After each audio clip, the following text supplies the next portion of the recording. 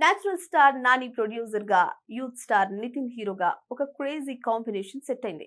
Court సినిమాతో నిర్మాతగా block buster విజయాన్ని అందుకుని టాలీవుడ్ లో స్టార్ ప్రొడ్యూసర్ స్టేటస్ సొంతం చేసుకున్న నాని తన సొంత నిర్మాణ సంస్థ వాల్ పోస్టర్ సినిమాస్ బ్యానర్ పై ఈ ప్రాజెక్ట్ ను పటాలెక్కించారు.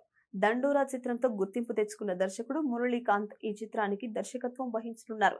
ఈ చిత్రానికి అలియాస్ రుక్మిణి అనే ఆసక్తికరమైన టైటిల్ ను ఖరారు చేస్తూ చిత్ర బృందం ఒక చిన్న అనౌన్స్మెంట్ వీడియోను విడుదల చేసింది. ఈ వీడియో మరియు టైటిల్ చూస్తుంటేనే సినిమా ఎంతటి classic, pleasant, love and entertaining vibe తో రాబోతుందో స్పష్టమవుతుంది. గత కొంతకాలంగా మాస్, యాక్షన్ జానర్లలో ప్రయత్నాలు చేసిన నితిన్ ఈసారి తన బలమైన రొమాంటిక్, కామెడీ, ఫ్యామిలీ జానర్లోకి మళ్లీ అడుగుపెట్టారు.